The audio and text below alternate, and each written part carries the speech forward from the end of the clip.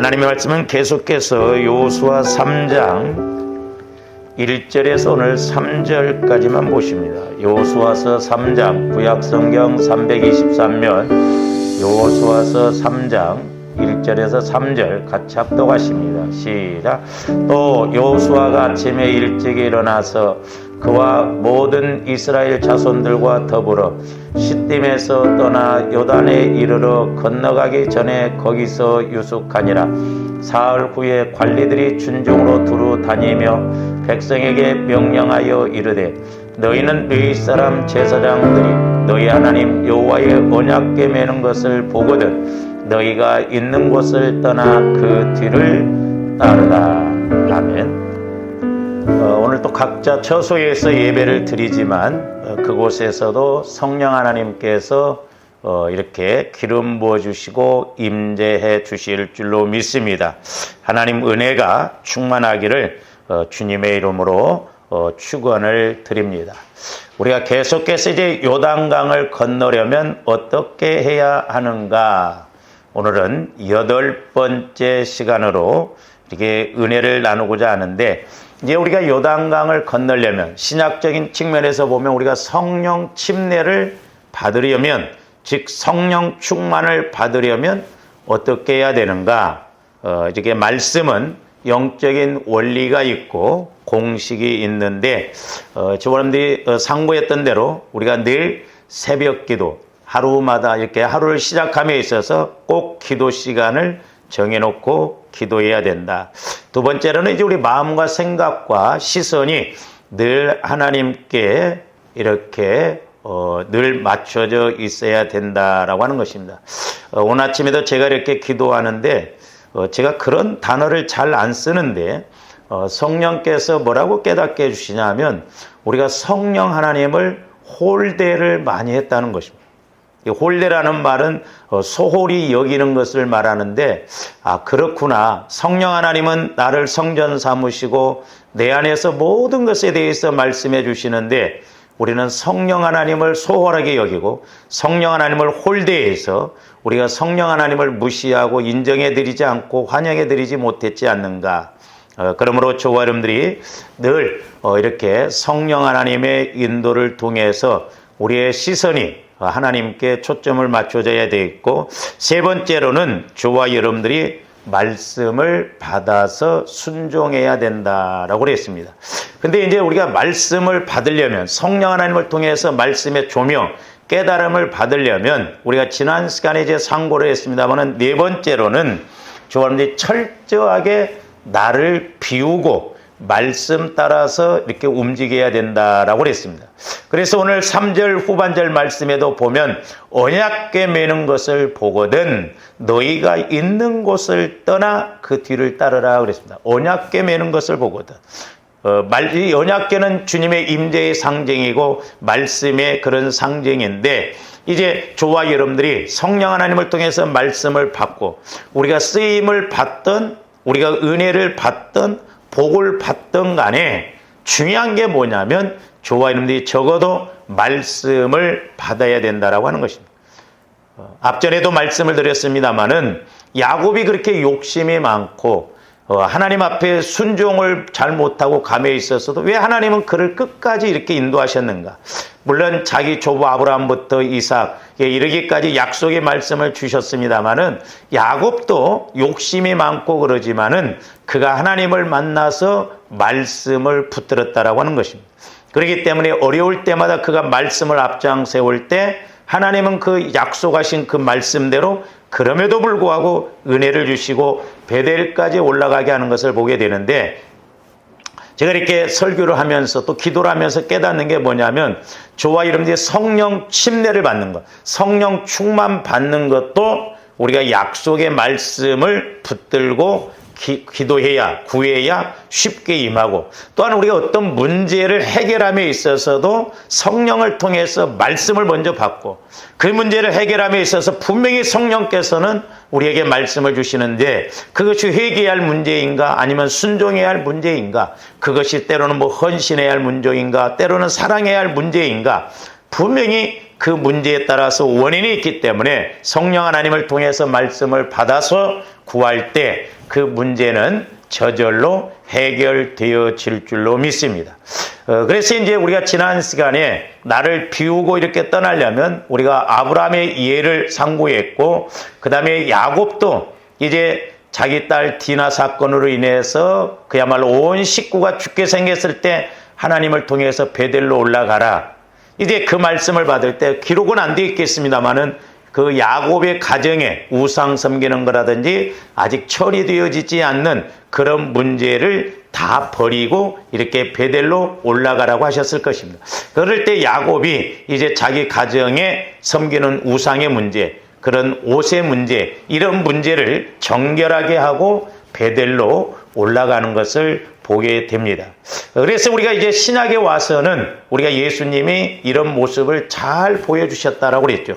빌립보서 2장에 보면 우리 예수님은 하나님의 본체이시지만 자기를 비우고 낮추시고 죽기까지 복종하심으로 하나님께서 오히려 예수님을 부활시키셔서 모든 이름이 예수의 이름에 무릎을 꿇었다라고 그랬습니다. 오늘날도 이제 마찬가지죠. 하나님께서는 분명히 성령 하나님을 통해서 때로는 조언되게 일을 시키시고, 분명히 어떤 복을 주시기 위해서는 테스트도 해보시고 달아보시기도 하시고, 분명히 또한 우리를 그릇을 만들도록 말씀을 주시거든요. 그런데 이제 그 말씀이 와질 때, 이렇게 깨달아질 때 즉각 순종하면 좋은데 우리가 이렇게 쉽게 순종이 안 될 때가 있습니다.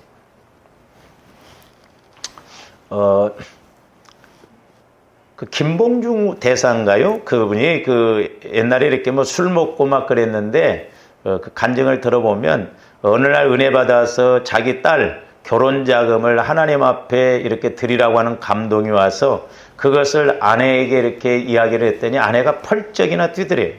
그렇죠. 육신적으로는 우리가 참 어렵습니다.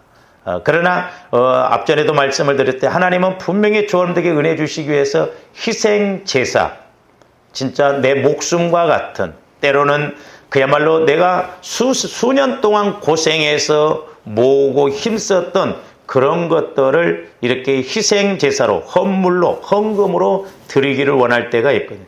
그러면 우리 것을 뺏어가기 위해서 그렇습니까? 그렇지 않죠.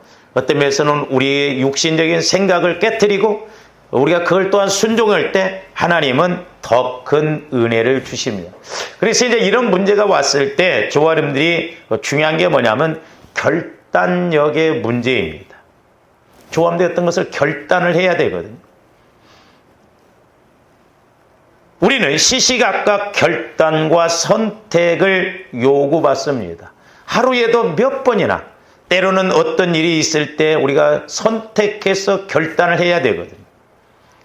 그런데 그때마다 우리는 바른 선택과 결단을 내려야 합니다. 우리 인간의 생각과 욕심을 부려 머뭇머뭇거리다가는 때와 기회를 놓칩니다. 때로는 게 저도 마찬가지지만 하나님께서 분명히 때를 통해서 기회를 주시는데 그걸 놓치고 가더라 이 말이죠. 그렇기 때문에 조언들이 늘 깨어 있어서 그야말로 성령께서 그때 감동을 주시고 말씀을 주시고 은혜를 주셔서 뭐 되는 사람은 넘어져도 잘 된다고 그러지 않습니까? 안 되는 사람은 뒤로 넘어져도 코가 깨진다고 합니다. 그러나 되는 사람은 뒤로 넘어져도 오히려 잘 되는 역사가 있는 것입니다. 특히 이제 신앙생활함에 있어서 또 우리가 구원의 문제, 하나님께서 그 사람을 구원시키시기 위해서 때와 기회를 주시죠. 근데 그 한 번의 때와 기회가 결국 구원을 얻지 못하는 그런 것이 될 수도 있고, 또한 조화님들이 믿음 생활의 문제에 있어서 이렇게 때로는 순종을 해야 한다든지, 때로는 헌신을 해야 되는지, 때로는 우리가 축복을 받는 데 있어서 이런 부분들이 중요하다라고 하는 것입니다. 그래서 조화님들이 신앙생활하다 보면 우리가 은혜 받는데, 또 축복 받는데, 쓰임 받는데 내 발목을 이렇게 잡고 있는 것이 무엇인가도 알고 우리는 그것도 물리치고 해결하고 나가야 될 줄로 믿습니다. 물론 때로는 저와 여러분들이 몰라서 결단하지 못하는 경우도 있지만, 때로는 우리가 말씀을 받고도, 때로는 알고도 결단하거나 순종하지 못할 때가 있더라고요. 개인적으로는 이제 성령 하나님을 통해서 깨닫게 해주시는 것이 있는데 세 가지더라고요. 첫 번째로는 말씀과 내 상황이 안 맞기 때문에 결단하거나 순종하기가 어렵더라고요. 다시 말씀드리면 하나님께서 주시는 말씀이 내 상황하고 갭이 너무 큽니다.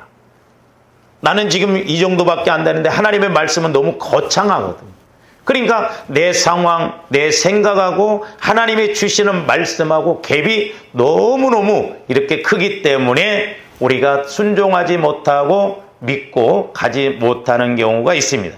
두 번째로는 하나님의 사이즈와 내 사이즈가 너무 다르기 때문에 순종을 못하고 결단하지 못할 때가 있습니다. 하나님의 사이즈와 내 사이즈가 너무너무 차이가 납니다. 이것을 이제 다른 말로 표현하면 저와 여러분들은 자꾸 어떤 수준에서 이렇게 순종하려고 합니다. 때로는 우리가 그런 말 하죠. 수준 차이가 난다고. 틱고 타는 것하고 분명히 외제차 타는 것은 수준이 다른 것입니다. 같은 차종이지만 수준이 다른 차를 타네 이렇게 이야기를 합니다. 그런데 하나님은 수준 차이가 아니라 차원이 다른 그런 차원에서 우리에게 은혜 주신다라고 하는 것입니다. 다시 말씀드리면 저와 여러분들이 아무리 BMW를 타고 외제차 몇 억짜리를 탄다 할지라도 그건 수준 차이지 비행기 타고 가는 것은 차원이 다른 것입니다. 그래서 우리 하나님은 차원이 다른 수준의 복을 주시려고 하거든요. 우리는 늘 땅바닥에서만 이렇게 살다가 이렇게 날아가는 그것은 생각을 못 하거든요. 그러니까 아무리 좋은 차를 타도 비행기를 주신다고 한다면 어떻게 믿냐 이 말이죠.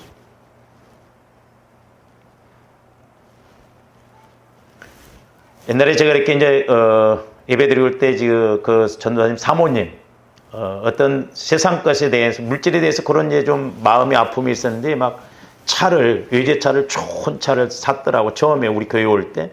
나중에 물어보니까 차가 막 3대, 4대가 있어요.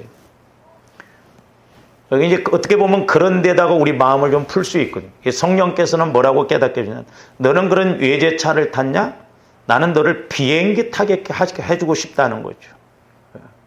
그러니까 하나님은 차원이 다른 수준에서 복을 주시기를 원하는데 우리는 수준도 차이가 나니까 안 믿거든.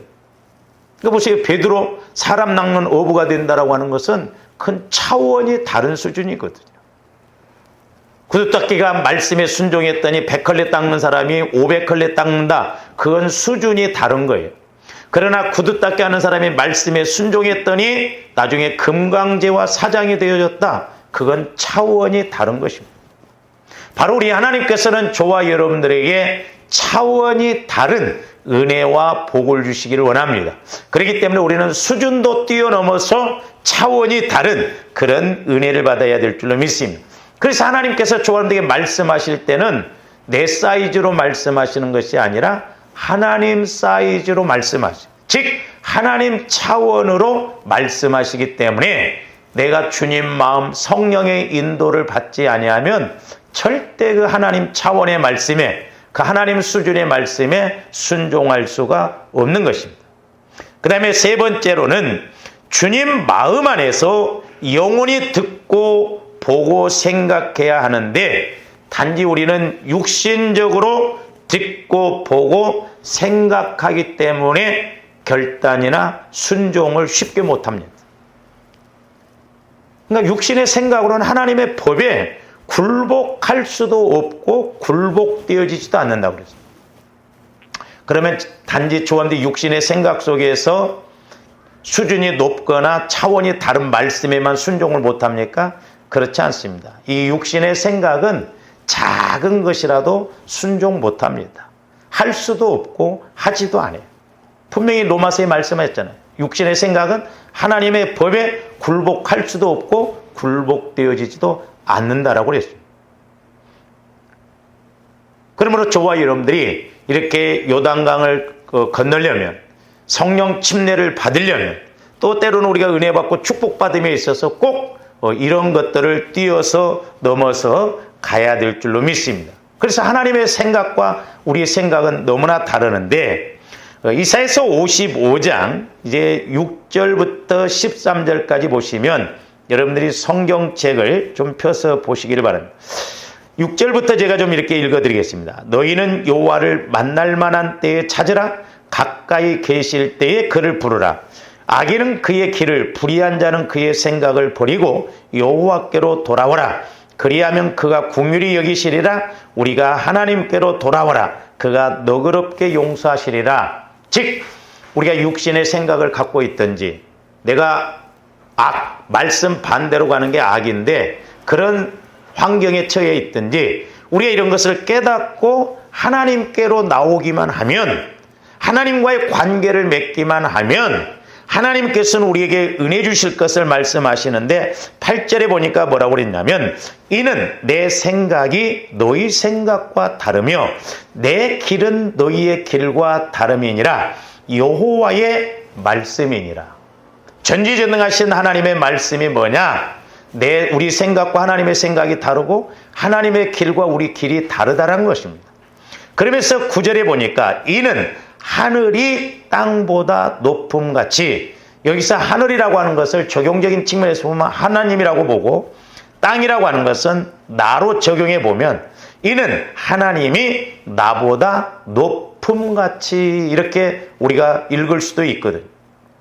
그래서 내 길은 너희의 길보다 높으며 내 생각은 너희의 생각보다 높음이니라. 그래서 제가 여러분들에게도 언젠가 말씀드렸습니다만, 여기서 하나님 길이라는 것을 해결책으로 읽어도 되고, 그 다음에 생각을 계산법으로 이렇게 바꿔 읽어도 하자가 없다라고 그랬어요. 그래서 다시 읽어보면, 내 해결책은 너희의 해결책보다 높으며 내 계산법은 너희의 계산법보다 높음이니라.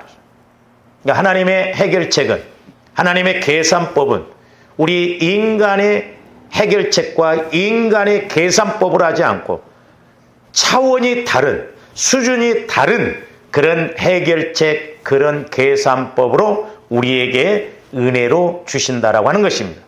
그러면서 이제 그것을 비유적으로 이렇게 10절부터 설명하고 있는데, 이는 비와 눈이 하늘로부터 내려서 그리로 되돌아가지 아니하고, 그러니까 비가 눈이 내리면 물론 수증기가 증발해서 올라가기는 합니다만은, 땅을, 비가 오고 눈이 내리면 땅을 적시잖아요.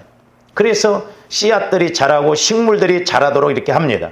그래서 땅을 적셔서 소출이 나게 하며 싹이 나게 하여 파종하는 자에게는 종자를 주며 먹는 자에게는 양식을 줌과 같이 그랬죠. 제가 그 물질 훈련을 받을 때 이 말씀과 고린도 후서 9장 말씀과 그 다음에 창세기에서 보니까 아담과 하와가 타락하기 이전에는 채소도 씨 맺는 채소, 나무도 씨 맺는 나무, 이렇게 말하는데, 타락 이후에는 씨가 빠져버리고 네가 먹는 것은 밭의 채소인지 그러더라고. 그러면서 씨의 중요성을 깨달았거든. 근데 고린도후서 9장에 보면 심는 자에게는 씨와 먹을 양식을 주시는 이가 그랬어요.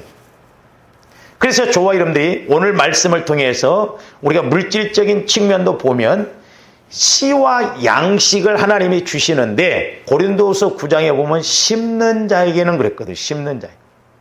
그래서 우리가 씨앗을 심는 것이 너무너무 중요하구나. 물질을 심는 것이 너무너무 중요하구나. 작든 많든 간에 골고루 심어 놓으면 때가 되면 하나님이 거두시게 하시는구나. 그래서 심는 자에게는 씨와 더 심을 것과 조합에 필요한 양식을 주신다는 것입니다. 그래서 우리가 이 물질 복을 받는 원리, 이걸 하나 아셔야 되겠고, 똑같이 이제 11절에서는 말씀의 법칙도 씨앗과 같이 그 원리를 말씀해 주고 있는데, 11절 보시니까 내 입에서 나가는 말도 이와 같이 헛되이 내게로 되돌아오지 아니하고. 그러니까 저와 여러분들이 주님 마음을 가지면 하나님께서는 성령을 통해서 내게 말씀을 하셔요. 그러면 내가 듣고 깨닫고 순종하면 그 말씀이 헛되지 않고 땅에 떨어지지 않고 다시 하나님 앞으로 가지 않고 그 말씀이 저와 여러분들에게 은혜와 복을 주시는데, 이제 말씀의 씨라고 하는 차원에서 본다고 한다면 11절 후반절에 보면 뭐라고 했어요? 아니하고 나의 기뻐하는 뜻을 이루며 그랬어요. 그러니까 저와 여러분들이 성령을 통해서 내게 말씀을 주셨는데 내가 그 말씀을 깨닫고 순종할 때 그건 하나님의 뜻을 이루어 드리는 것입니다. 그래서 요한일서 5장에 보면 그의 뜻대로 무엇이든지 구하면 들으심이라고 그랬잖아요. 그래서 저와 여러분들의 뜻을 아는 것이 중요한데 그 뜻이 뭡니까? 하나님의 말씀을 내가 받는 것, 성령을 통해서 말씀을 깨닫는 것이 단기적인 뜻이요 장기적인 뜻이 될 수가 있는 것입니다. 그러니까 말씀 없이는 우리가 아무것도 아니에요. 그러니까 내가 말씀을 듣고 순종하면 심는 것이기 때문에 하나님의 뜻을 이루면, 그 다음에 또 하나가 뭐예요? 결과를. 내가 보낸 일에 형통함이니라 그랬어요. 형통함. 그러니까 물질로 말한다면, 씨로 말한다면 씨와 양식인데 말씀으로 말하면 하나님의 뜻과 형통이에요. 이걸 꼭 아셔야 돼요. 그러니까 말씀을 내가 순종할 때는 씨를 심는 것과 마찬가지다.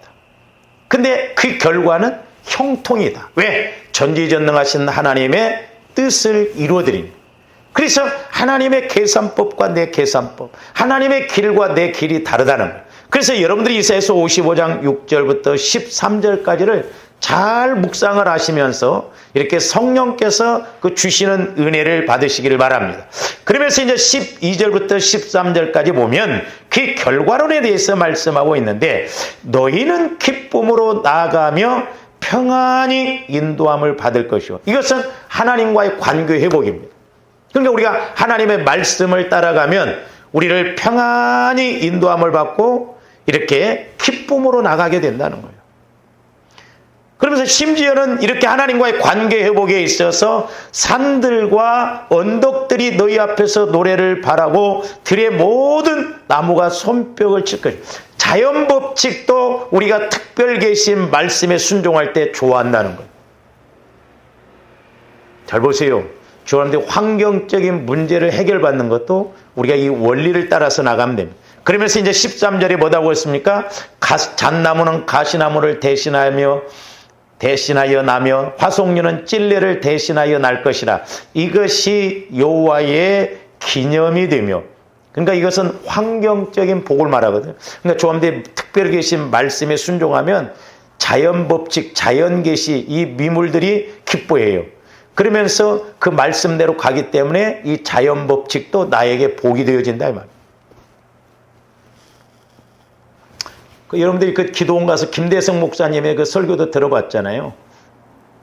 과수원을 하는 그 집사님이 배 한 고랑을 이렇게 구별해서 목사님한테 했더니 이렇게 태풍이 불어도 떨어지지 않고 일본에 수출해서 어마어마하게, 수박하는 사람은 그렇게 홍수가 났는데 하나 떠내려가지 않고 하나님께서 그렇게 오히려 수박만 따게끔 해서 그 문제를 해결받았다. 하나님의 법칙이에요.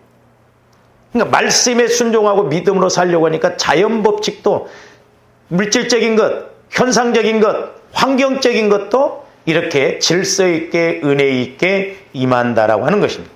그러면서 13절 후반절에 보면 뭐라고 하냐? 이것이 여호와의 기념이 되며 그랬어요. 이 기념이라는 의미가 또 다른 의미는 뭐냐면 이름입니다. 이름. 그러니까 이렇게 영적으로 하나님과의 관계가 이루어지고 환경적으로 복을 받아서 가는 것이 여호와의 이름을 기념하는 거예요. 예수님의 영광을 나타낸 것이다. 그래서 성령 하나님은 여전히 지금도 하나님의 영광, 예수님의 영광을 드러내도록 우리에게 말씀으로 가르치시고 조명해 주신다라고 하는 것입니다. 뿐만 아니라 기념이 되며 영영한 표징이 되어 끊어지지 아니야. 영영한, 영원한 표징. 우리가 이사야서 54장 55장에 보면 영원한 자비, 영원한 언약, 오늘 말씀에서는 영원한 표징 이렇게 말합니다. 그러니까 하나님의 말씀은 영원토록 이렇게 저와 여러분들에게 은혜를 주신다라고 하는 것입니다. 그렇기 때문에 우리는 어떤 문제에 있어서나 말씀에 있어서나 순종에 있어서나 헌신에 있어서나 복을 받음에 있어서나 우리는 말씀을 받아서 말씀을 받고 보면 때로는 내 생각과 하나님 생각이 다를 수 있고 사이즈가 다를 수 있지만 조정을 해서 아멘하고 순종하면 하나님께서 이렇게 일하시고 역사하실 줄로 믿습니다. 어떻게 보면 이스라엘 백성들이 요단강을 건너감에 있어서 제사장들이 먼저 법궤를 메고 요단을 디딜 때 갈라졌을 때 그래도 건너라고 해도 우리는 못 건널 수가 있거든요. 그래서 요단강을 건너기 전에 어떻게 행했는가 그걸 잘 알아요. 다시 말씀드리면 조금들이 성령 침례를 받고 우리가 은혜 받고 가난을 누림에 있어서 우리가 전제 조건이 뭔가 이런 것들을 알고 우리가 가야 될 줄로 믿습니다. 그래서 우리 예수님께서도 보면 사람들에게 예수님의 제자로서 따르라고 이렇게 부르실 때 사람들이 뭐라고 했느냐? 우리가 누가복음 9장 57절에서 62절 말씀을 한번 봅니다. 누가복음 9장 57절에서 62절에 보면 세 사람이 나옵니다. 첫 번째 사람은 그 57절에 보니까 길 가실 때 어떤 사람이 여짜오되, 여기서 어떤 사람이라는 것을 마태복음 8장 19절에서는 한 서기관으로 말해요. 그러니까 한 서기관이 와서 예수님에게 어디로 가시든지 나는 따르리다 이렇게 말을 합니다. 그럴 때 우리 예수님이 그러냐? 참 잘한다. 따라오라. 이렇게 말씀하시지 않고 뭐라고 말씀하시냐면 예수께서 이르시되 여우도 굴이 있고 공중의 새도 집이 있으되 인자는 머리 둘 곳이 없도다 하시고 그랬어요. 그 서기관이 나는 선생 되신 예수님을 어디든지 따라가겠다고 하니까 그래 따라오라고 그렇게 말씀하시지 않고 짐승들도 다 집이 있고 머리 둘 곳이 있지만 나는 머리 둘 곳이 없다. 이게 무슨 말씀입니까? 두 가지로 이렇게 우리가 해석해 볼 수가 있는데 첫 번째는 뭐냐면 내 삶이 머리 둘 곳도 없는 기약 없는 삶이며 피곤한 삶인데 그래도 나를 따르겠느냐는 반문이에요. 나는 머리 둘 곳도 없다. 피곤하고 기약도 없다. 그런 삶이다. 근데 네가 그럼에도 불구하고 나를 따르겠느냐? 반문적인 거예요. 제가 그전 지방에 있을 때 큰 교회에서 이렇게 목사 슈츠를 받은 그 전도사들 이제 소명 간증문을 봤거든요. 이제 소명 간증문을 읽어보면 그 전도사님들이 다 그런 건 아닌데 몇 사람이 자기 목사님을 보고 이렇게 목회자가 되기로 결심했다는 거. 어떻게 보면 큰 교회 목사님이 물론 고생도 해서 그런 교회를 읽었습니다마는 어떻게 보면 막 이렇게 인정받고 대접받고 그러니까 그런 데 초점을 맞추고. 근데 정작 자기가 1대1로 성령 하나님과의 관계를 통해서 내가 목회자로 부름받았다는 소명을 갖고 목회자가 되겠다고 가는 사람들이 드물더라니까요. 그럼 우리는 이렇게 확실하게 성령 하나님을 통해서 소명을 받아야 됩니다. 큰 교회 목사님을 보니까 야 목회하면 뭐 이렇게 참 좋겠다. 이렇게 인정받고 대접받고 그게 아니에요. 이게 지금 우리 예수님 말씀이 이거예요. 나는 머리 둘 곳도 없다. 기약도 없다. 진짜 피곤하다. 힘들다. 그럼에도 불구하고 네가 나를 따르겠느냐? 예수님은 벌써 꿰뚫어 보시고 반문에서 말씀하시는 것입니다. 두 번째로는 이렇게 말씀하신 것은 뭐냐면 예수님께서 원하시는 믿고 맡길 만한 마음에 합한 자가 없다는 의미도 됩니다. 네가 말로는 그렇게 했지만 진짜 내가 원하는 만큼 내 마음에 좀 네 마음에 합했으면 좋겠다. 그냥 고난도 받고 그럼에도 불구하고 따라가겠느냐? 그런 의미예요. 그래서 우리 예수님도 뭐라고 말씀하십니까? 나를 따르려거든 자기를 부인하고 자기 십자가를 지고 따르라는 것이죠. 근데 이 서기관이 지금 말로는 지금 왜 이러느냐면 예수님이 막 병자들도 막 고치고 막 귀신들이 떠나가고 그러니까 말씀을 연구하는 서기관이 막 그럴싸하거든요. 막 너무 좋고. 그러니까 자기도 한번 그렇게 따라보겠다 이거예요. 그러나 실질적으로는 이게 아니다 이 말이죠. 그래서 예수님 보시기에 믿을 만한, 진짜 맡길 만한, 영적으로 볼 때 합한 그런 사람이 못 되기 때문에 이런 두 가지 의미로 여우도 굴이 있고 공중의 새도 집이 있으되 인자는 머리 둘 곳이 없도다 이렇게 말씀하십니다. 그러면서 이제 59절 60절에 보니까 또 다른 사람에게 이제 이 사람에게는 나를 따르라 입니다. 그러니까 그가 이르되 나로 먼저 가서 내 아버지를 장사하게 허락하옵소서. 그러니까 여기에서도 우리 예수님의 그러고 따르라 이런 것이 아니라 대뜸 뭐라고 말씀하시냐면 이르시되 죽은 자들로 자기의 죽은 자들을 장사하게 하고 너는 가서 하나님의 나라를 전파하라 하시고. 지난번에 제가 이렇게 새벽에 기도하다가 오늘 이 말씀 누가복음 9장 57절에서 62절 말씀 중에 이 죽은 자들로 장사하고 나를 따르라고 하는 그 말씀을 이렇게 조명을 해 주시면서 때로는 이제 성령께서 오히려 반문해서 우리에게 질문하실 때가 있습니다. 그게 뭐냐면 첫 번째로 예수님은 부모 자식 관계도 무시하는 분인가? 아니 지금 부모가 죽었는데 아버지가 죽었는데 장사도 치르지 말라는 거예요. 너 가서 장사 치르지 말라는 거예요. 그러면 우리 예수님은 부모 자식도 무시하는 분인가? 그렇잖아요. 오늘 이렇게 그냥 문자적으로 본다면 얼마든지 그렇게 해석할 수가 있어. 그러니까 이 사람 이런 말씀을 우리가 육신적으로 생각하면 세상에 무슨 기독교는 부모가 돌아가도 뭐 장례를 못 치르게 하냐? 그런 예수님은 나는 안 믿겠다. 이렇게 얼마든지 말할 수 있거든. 또 하나 제 마음에 이렇게 질문이 와지는 게 뭐냐면 그러면 두 번째로 이게 지금 죽은 자들이라는 게 영적으로 죽은 예수를 안 믿는 사람이거든요. 그러니까 죽은 자들은 영적으로 죽은 자들은 영적으로 죽어 있는 자들이 육신적으로 죽으면 영적으로 죽은 자들로 초상치게 하고 너는 가서 복음을 전파라는 것이죠.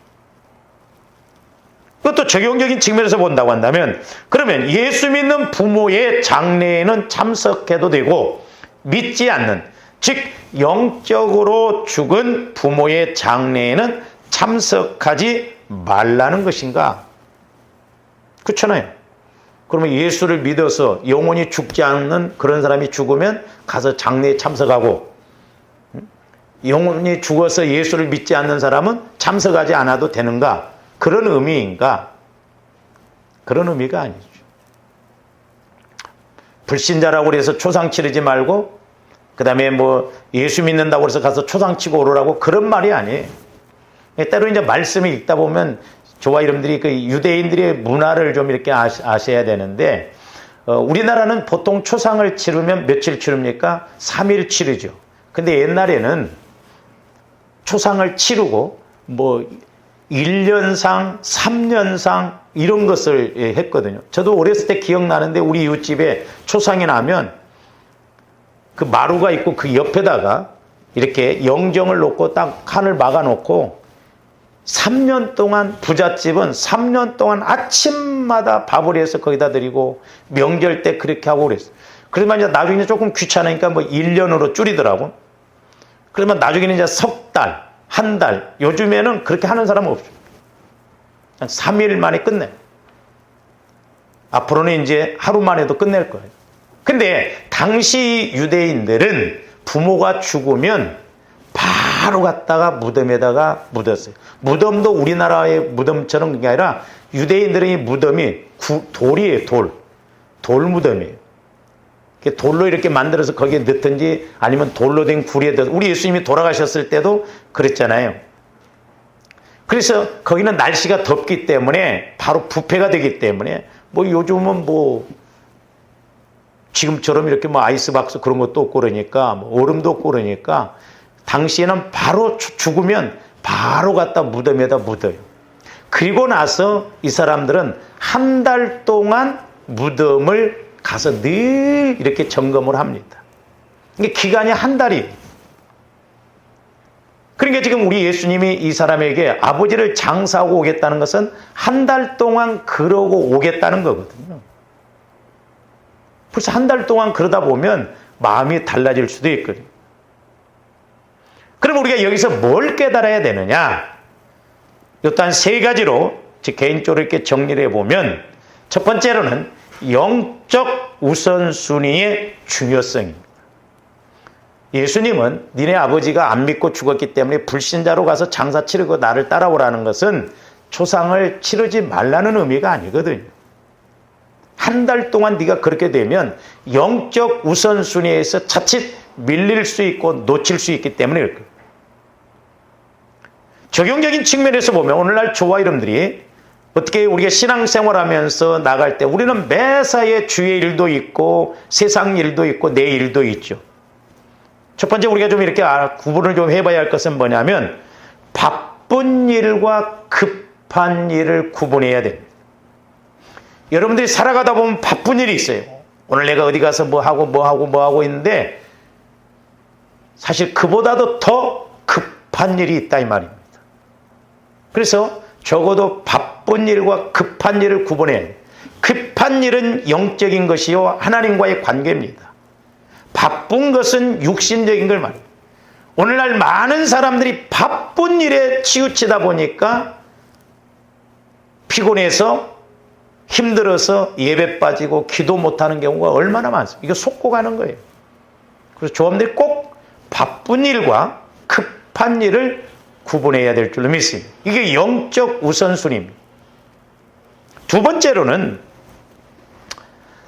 상황적인 일과 중요한 것을 구분해야 돼요. 내가 어떤 상황이 왔을 때 저도 지금도 이걸 씨름을 합니다.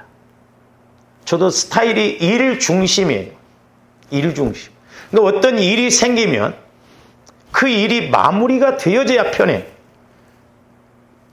지금도 늘 인식을 하면서도 이렇게 교회도 이렇게 뭔가 정리가 되고 마무리가 되어져야 그때 마음 편하게 설교 준비도 하고 그러거든요. 교회가 뭔 일이 있으면 마음이 바빠요.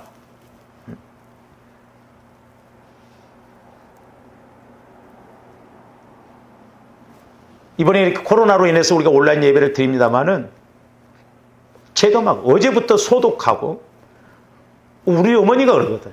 뭔 일이 있으면 막 일주일 전부터 막 우리가 명절 때 간다면 일주일 전부터 준비를 합니다. 이게 피곤해요. 뭔 일이 있으면 마음이 중심이 안 잡혀요. 그래서 멀티가 안 돼요. 저 같은 경우. 그래서 상황적인 일과 중요한 것이 뭔 일을 알아야 돼요. 여러분들이 어떤 상황에 빠져가지고 중요한 하나님과의 관계를 놓치고 간다고 한다면 그건 허사요. 우리 속으면 안 됩니다. 그래서 영안이 열려지고 귀가 열려져서 믿음으로 해본다고 해도 우리가 하기가 어려운데 이렇게 상황적인 일과 중요한 일이 뭔가를 알아야 돼요. 세 번째로는 먹고 사는 일과 영적인 일을 구분해야 돼요. 아이고 목구멍이 포도청이라 안 할 수도 없고 안 갈 수도 없고 해야 되죠. 그러나 그것 때문에 우리가 영적인 것을 놓친다고 한다면 어느 날 생활의 염려로 새가 덫에 걸린 것처럼 우리들이 또 걸린다고 그랬어요. 우리 하나님은 그래 네가 먹고 사는 일에 바쁘고 힘들었지 그러니까 내가 이해한다. 그게 아니에요. 제가 기도하는 가운데도 영적인 건 영적이고 육신적인 건 육신적인 겁니다. 너 힘들더라도 영적인 것을 먼저 채우라는 거죠. 근데 이게 어렵습니다. 그래서 오늘날 성령께서는 저에게 비유로 보여주시는데 어떤 이렇게 먹고 사는 일이 이렇게 있으니까 이것에 늘 끌려가거든요. 이 우리 목회자들도 보면 저는 한편으로 잘한 것 중에 하나가 뭐냐면 서울에 올라와서 집사람이 피아노를 서로 하지 말자고 한 거예요. 육신적으로 본다고 한다면 아이고 전도도 할 겸 또 생활도 이렇게 뭐 보탬이 되게끔 피아노 교습을 할 수도 있었을 거예요. 근데 아예 하지 말자. 하나님의 목회자로 세울 때는 다 먹을 것도 입을 것도 주신다고 그랬는데 제가 그걸 체험했기 때문에 그걸 결단을 했거든요. 근데 요즘 우리 지방에도 보면 사모님들이 젊어서부터 돈 버는 건 필수입니다. 왜? 사례비 갖고는 이게 안 되니까.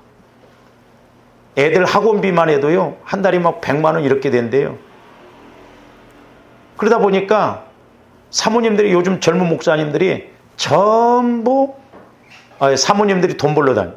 근데 사모님뿐만 아니라 이제는 목회자도 돈을 벌어야 할 상황이 됐어요. 근데 우리 동기 목사님들 보니까 벌써 30년 전에 직장 생활했던 사모님들 지금도 못 놔요. 못 놀 수밖에 없어요. 왜? 생활 패턴이 그렇게 돌아가기 때문에 그렇게 써야 되기 때문에 만약에 그렇게 돈을 안 벌면 환경적으로 어려우니까 못 놓습니다.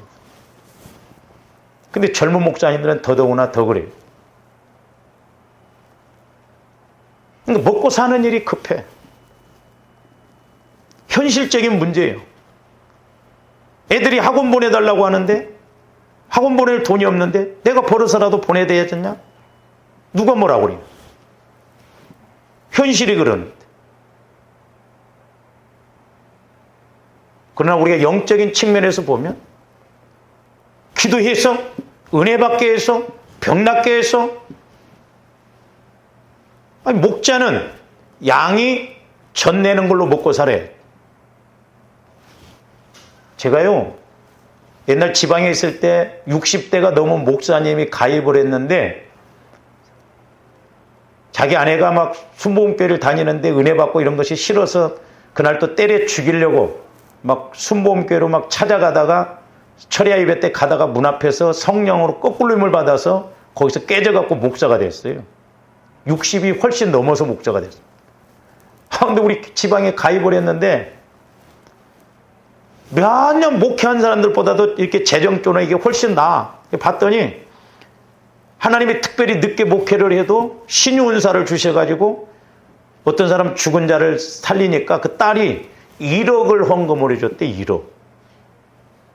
그리고 옛날에 사랑의 교회가 처음에 시작했던 그 장소를 세를 얻었더라고. 근데 이 목사님이 그렇게 막 소문이 나가지고 미국에 갔어요. 미국에 가서 집회를 했는데 미국에서 또 젊은 그 집사님들 돈 많은 사람들이 목사님 미국으로 오십시오 해가지고 미국으로 갔어. 오늘날도 목회자가 됐던 성도들이 됐던 우리가 하나님의 능력을 힘입어서 영혼이 잘 되어서 범사가 잘 되고 강건해야 될 줄로 믿습니다. 마귀가 철저하게 이걸 가로막고 있는 거예요. 현실적으로 육신적으로 없는 건 없는 것이죠. 어떻게 없는 것을 있게 그럼 갑니까? 안 되거든요, 이게. 그러니까 먹고 사는 일과 영적인 일을 구분 잘해야 됩니다. 저도 이렇게 때로는 뭐 안타깝고 그렇습니다만은 좋아하는데 아무리 힘들게 일하고 그래도 영적인 것이 안 되면요. 하나님은 좀 봐주시는 하나님이 아니더라고요. 그래서 옛날에 제가 이제 성령께서 아까 비유로 보였는데 이게 높다 이 말이에요. 환경적인 문제. 이게 낮고. 그래서 이것을 자꾸 날마다 조금씩 비슷하게 하라는 거죠. 비슷해가지고 비슷할 때 이걸 놓으라는 거예요. 그래서 이걸로 치고 가라는 거예요. 지금도 여전히 하나님은 은혜 주시고 복 주시는 하나님이신 줄로 믿습니다. 하나님이 하시면 뭘 못해요. 그래서 우리 목회자들도 은혜 받고 능력 받아서 그렇게 하나님이 일하시면 먹을 거 입을 거 안 주시겠냐. 참 제가 부끄럽습니다만은 뭐 그 유튜브에도 보니까 우리 한국의 젊은 애가 영어도 잘하더래요. 근데 이렇게 그 마귀 귀신이 막 축사 사역을 하는데 우리나라에서는 하는 거 주로 뭐 저 남아메리카 그쪽에 가서는데 형제예요, 형제. 젊은 청년이요. 하나님이 그렇게 쓰시더라고요.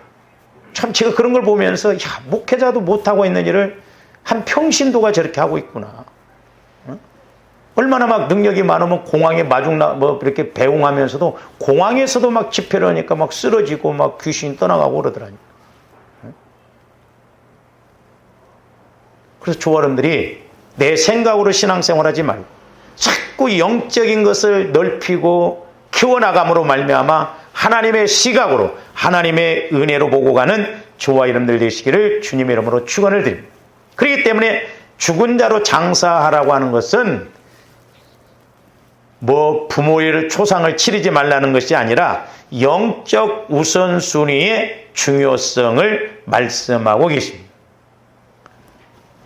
그래서 이렇게 시급하고 절박한 일을 위해서 육적인 일을 포함하여 세상적인 일은 영적으로 죽은 자들에게 맡겨두고 급하고 중요하고 영적인 일인 예수 그리스도를 전파하는 일에 네가 나를 따르는 일에 우선하라는 의미이지 부모가 죽었다고 해서 무조건 초상 치르지 말라고 하는 그런 의미가 아닙니다.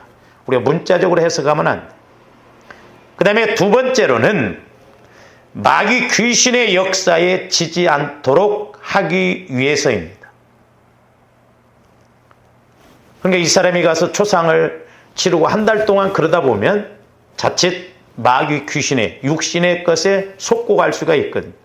오늘날도 마찬가지입니다만은 저와 여러분들이 시간 낭비, 돈 낭비, 힘을 얼마나 낭비합니까?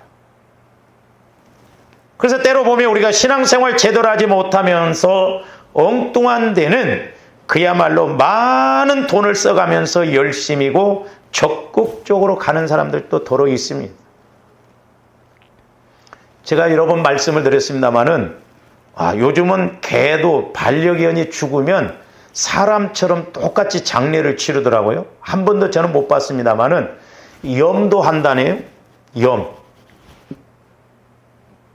그리고 입관도 한대. 입관.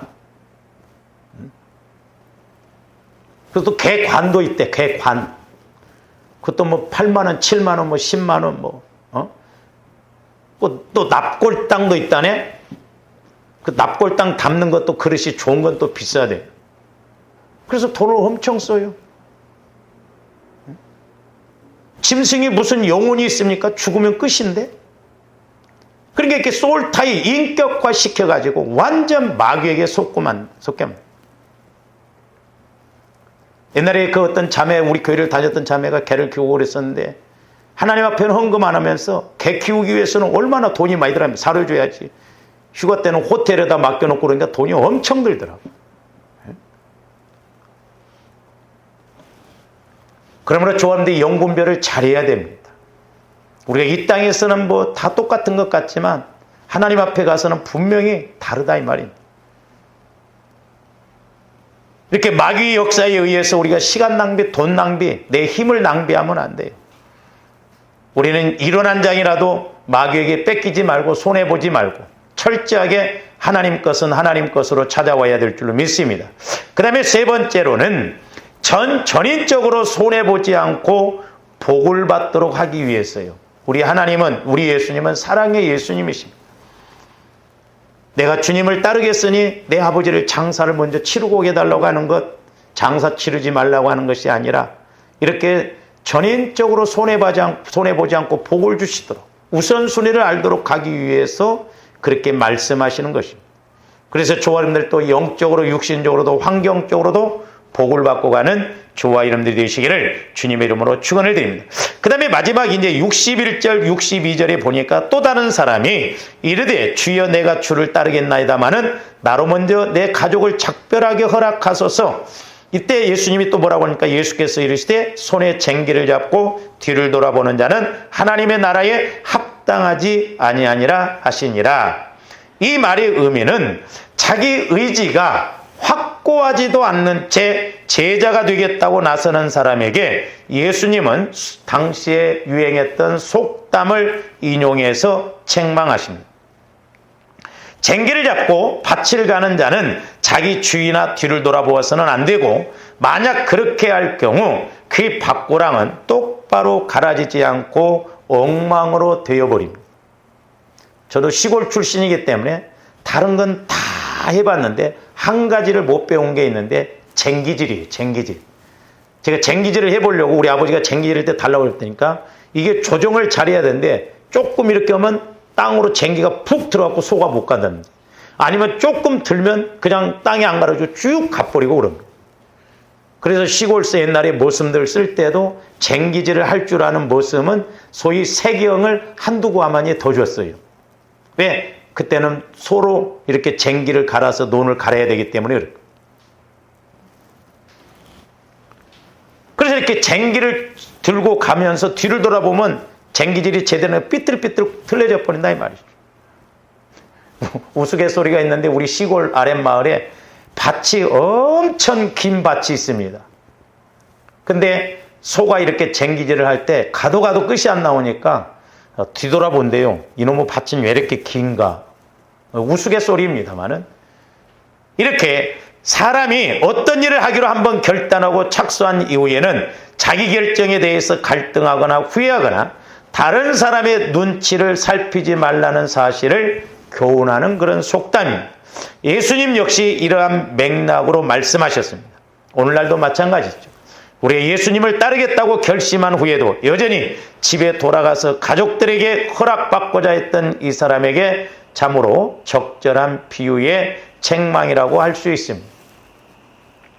조화임들이 은혜를 받는 일에 또한 성령을 통해서 말씀을 받고 우리들도 전적으로 이렇게 순종을 해야 되는데 때로는 우리가 목회자로 부름을 받음에 있어서도 마찬가지고 또 우리가 주의 일을 함에 있어서도 한번 시작한 것은 사람 눈치, 환경 눈치 바라보지 말고 우리가 중도에 포기하지 말고 우리가 이렇게 끝까지 그 말씀을 붙들고 가야 될 것을 말씀하고 있습니다. 이렇게 마귀는 하나님과의 관계를 이루고 감에 있어서 또 하나님이 주시고자 하는 복을 받음에 있어서 우리가 성령 충만 받고자 함에 있어서 가만히 두지를 않아요. 그렇기 때문에 철저하게 저희들도 나를 비우고 나를 십자가에 못 박고 우리가 말씀을 받고 그 말씀을 따라감으로 성령 충만 받을 뿐만 아니라 이 땅에서도 가나안을 누리는 저와 이름들 되시기를 주님의 이름으로 축원을 드립니다. 기도하십니다. 사랑의 아버지 하나님 감사를 드립니다. 이제 우리가 주의 일을 함에 있어서나 또한 우리가 하나님으로부터 말씀을 받고 복을 받고자 함에 있어서나 우리가 또한 성령 침례를 받고자 함에 있어서나 은혜를 받고 문제를 해결받음에 있어서도 분명 성령 하나님께서는 우리에게 먼저 말씀하심을 보게 됩니다. 이제 저희들 늘 말씀을 받을 때 절대적으로 믿고 절대적으로 순종하여 이제 하나님과 동행하고 동역하여 끝까지 잘감으로 이 땅에서 은혜 받고 복을 받고 하나님 앞에 가서도 면류관을 받아들 수 있는 우리의 신앙이 되게 하여 주시옵소서. 감사와 영광을 돌리오며 언제나 우리를 사랑하시고 또한 말씀하시고 은혜 주시고자 하시는 예수 그리스도 이름으로 기도하옵나이다. 아멘.